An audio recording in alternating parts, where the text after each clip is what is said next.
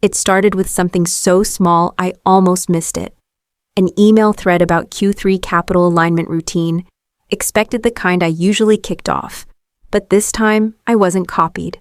The subject line flickered on my screen like a dull warning light. I opened the message through the shared folder more out of habit than suspicion. At the bottom, I scanned the recipients. No Rowan Marcellus, no one from my team, just Brad, investor relations. A few board-facing names I recognized from prior rounds. I told myself it was nothing. Threads get messy. People forget. But when I checked the calendar to block out the time the meeting was already there, marked private. No agenda, no attachments. Just the title Q3 Final Capital Briefing. A chill slid over my shoulders, even though the office thermostat stayed a constant 72.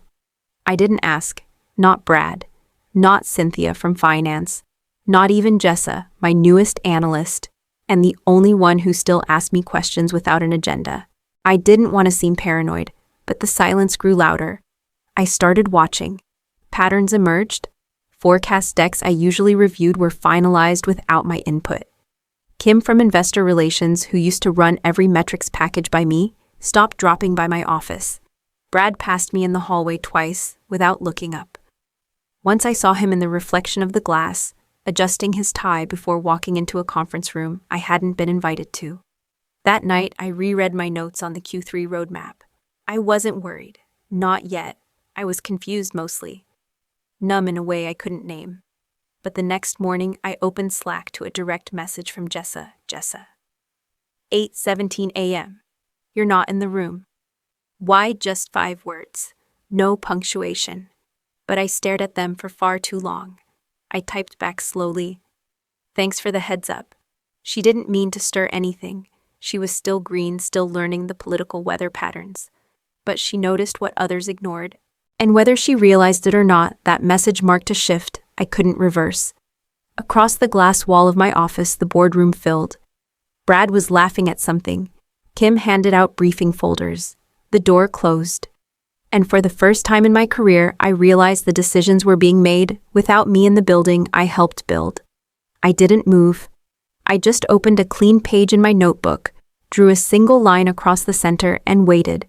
The calendar ping came at 9:02 a.m. Subject catch-up, Rowan Brad, HR location conference room D duration. 20 minutes attachments. None. I stared at it blinking once. The meeting wasn't on my calendar yesterday. There was no prep material, no agenda, no time to wonder. I grabbed my notebook without thinking, reflex not intention, and walked to the glass-walled room 2 doors down. Brad was already inside, seated at the far end of the table. No tie, just a navy suit and the kind of practiced calm that made everything feel prepackaged. Cynthia from HR sat beside him, lips pressed into a line so neutral it almost looked rehearsed. Rowan Brad said, folding his hands, "Thanks for making time." I nodded. My heart thudded once in my throat, then went quiet. I sat slowly, notebook still, unopened. Cynthia didn't speak. Brad continued. After internal alignment with the board, and in light of the direction we're taking in this next phase of growth, we've made the difficult decision to restructure some of our leadership roles. I didn't flinch. Brad cleared his throat. Effective immediately, your position has been eliminated. No preamble, no feedback. Not even a comment about performance. Just a line so final it didn't need punctuation.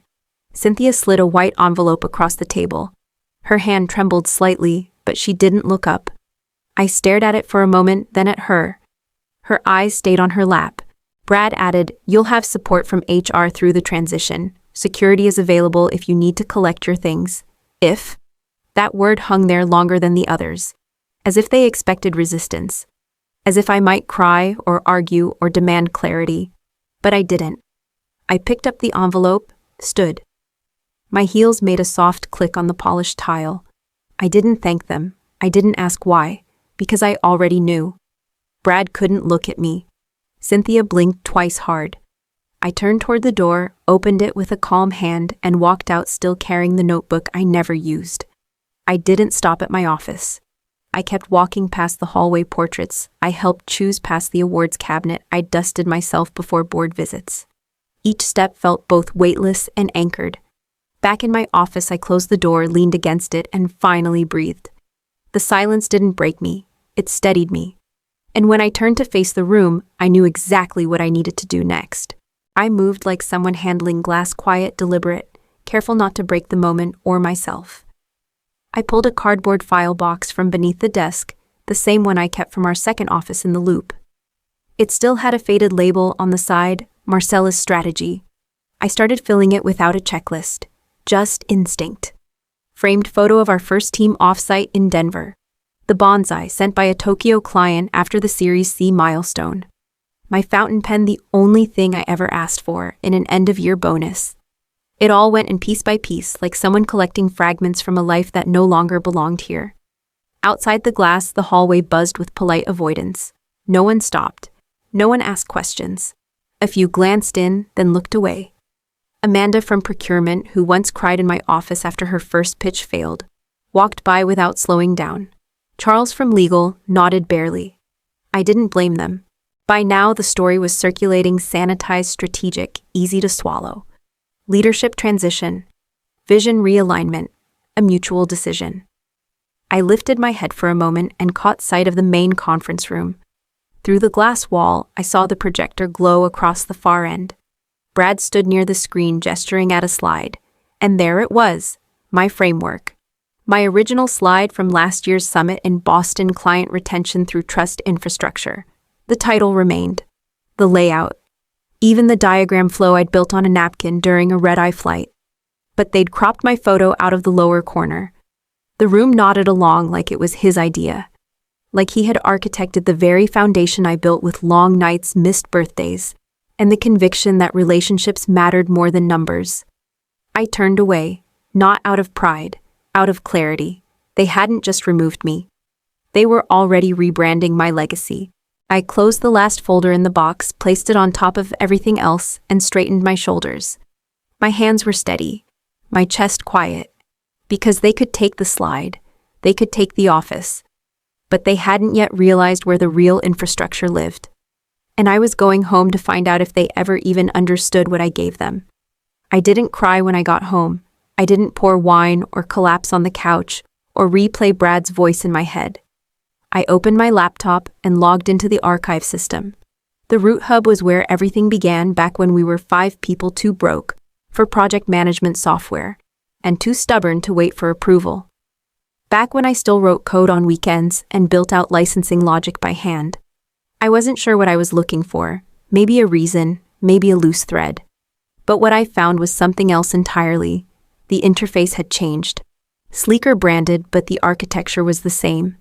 I navigated to version 3, to the backbone of the entire platform.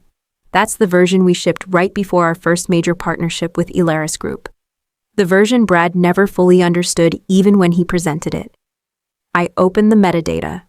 Primary System Architect Rowan Marcella's status. Active access level full Gen 1, root right permission. I leaned back slowly. The title wasn't ceremonial. That designation granted root access to the compliance core permissions layer and structural logic of the platform's data engine. It was the reason I'd insisted we separate infrastructure rights from UI controls during our first restructure. Brad never revoked it. Probably didn't even know it existed. It had been tucked into the legacy tree for years, buried under interface updates and front-end noise. I clicked through the governance log. No reassignment, no board override. No amendments filed to transfer operational authority. They'd removed my name from the org chart, but not from the foundation. The system still knew me. I didn't smile. I didn't feel vindicated. I felt still, like the ground beneath something heavy had just shifted and no one noticed. I bookmarked the page, encrypted a backup copy, and shut the laptop. They took the office. They took the role. They even tried to take the narrative. But they were still building their future on ground I never gave them. And someone was about to realize the cost of forgetting who laid the first brick. The call came just after 9. I recognized the number before the first ring ended. Kazuo Ishikawa, Elaris Group. Calm, methodical, impossible to read. He never called without scheduling. I answered on the second ring. Rowan, he said. I hope I'm not intruding. Not at all. A pause. Then I was told you stepped down. Voluntarily. That you had other priorities. My fingers curled tighter around the mug in my hand. That's not true. Another pause. Longer this time. I could hear the wheels turning through the quiet. I see, he said. That clarifies a few things. He didn't ask for details. That wasn't his way, but I could feel the recalibration happening in real time. Kazuo didn't invest in slides or slogans. He invested in patterns, and I had been one of them. I reviewed the latest forecast deck, he said. It was clean. But your name wasn't on any of the models. That was the first red flag. I stayed silent. He continued. There's something you may not remember. Clause 7.2 of our continuity agreement. I blinked. That clause had been part of a late-stage revision. I'd skimmed it, but the final legal merge had been handled by Brad and his team. Kazuo went on. If the primary architect of the platform is removed without board consultation and investor notice, we reserve the right to withdraw capital, no penalty, no hold. The wording hit like cold air through an open window. I assumed based on your absence that you'd been part of the transition, he said. But now? He didn't finish. He didn't have to. I set the mug down. My pulse didn't spike. My throat didn't close. Just a slow spreading clarity. They'd cut me out of the system I built without understanding the system they were triggering. And they'd told a lie to the one person who doesn't place bets without knowing what's under the surface. Kazuo's voice softened. I'm not calling to intervene, but I needed the truth before I moved forward. I nodded even though he couldn't see me. You have it now. He thanked me and ended the call. I sat in the quiet for several minutes, not shaken, not angry, just aware that the ground was shifting and I wasn't the one who needed to run. The phone buzzed once. Kazuo Ishikawa. I hadn't spoken to him in almost 9 months, not since the last audit review. He was never casual, never early, and never repeated himself. If he was calling, something had already shifted. I answered with a quiet, "This is Rowan." There was a brief silence. I was told you resigned, he said, voice flat. That you chose to step away for personal reasons. I closed my eyes. That's not accurate. Another pause. I could practically hear him adjusting his mental map. They framed it as voluntary, he said. Last minute. Strategic timing. Brad even implied it was mutual. It wasn't. That was all I gave him. It was enough. Kazuo was fluent in things unsaid. I've reviewed the Q3 documentation, he continued. Your name is absent from all forward-facing models. That's not protocol. I wasn't consulted. He let out the smallest exhale. That could be problematic. Then he said it like a pin pulled from a silent grenade. Clause 7.2. I straightened in my chair. I hadn't thought about the continuity clause since we signed the Series C amendment. I was still lead architect then, still part of every call. It was reinforced in the last funding phase, Kazuo said. If the primary platform strategist is removed without prior notice or documented investor consent, funding is subject to immediate withdrawal. No dispute period, no penalties. My fingers tightened around the armrest. Not with fear, with realization. They didn't notify you, I said. No. We let the silence settle. I knew what that meant. So did he. I'm not making calls yet, Kazuo said quietly. But I needed clarity before I do. You have it, I see. He paused again. Thank you, Rowan. The line went dead. I stared out the window, heart steady, mind sharper than it had been in days. They built an empire on my name, on my math, on my presence. And now they'd ripped my name off the door without understanding where it still lived. I opened my laptop again. The real reckoning hadn't started yet. I didn't plan it. I didn't draft 5 versions or ask anyone to review it. I just opened LinkedIn at 6:43 p.m., typed the sentence and hit post. I was there when trust was built.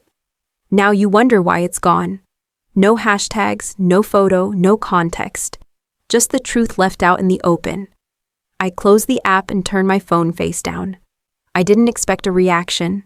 Not right away. That wasn't how this worked. Most people didn't comment when something real cut too close. They bookmarked. They screen captured. They sent it through back channels. By morning, I had 12 direct messages. All from people who'd gone quiet the week I was pushed out. Most just said, saw your post. Thinking of you. A few asked if I was okay. One just sent a single period followed by thank you. By the next afternoon, the ripples had started. Jessa texted Jessa 3:17 p.m. They're spiraling. Jessa 3:18 p.m. 6 funding meetings postponed. Northbridge wants clarification. A Gary's asking for updated org flow. I read the messages twice, then put my phone back down. I didn't need to reply. They had planned my exit like a pivot clinical contained strategic. But what they hadn't planned for was the weight of absence. The shift when someone foundational disappears, and the structure leans just slightly out of balance. Brad may have taken over the role, but he hadn't inherited the trust.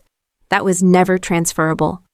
Behind closed doors, people were asking the one question that undoes even the most rehearsed narrative. If she left, why isn't she defending them? I made no statements. I offered no corrections. I just watched.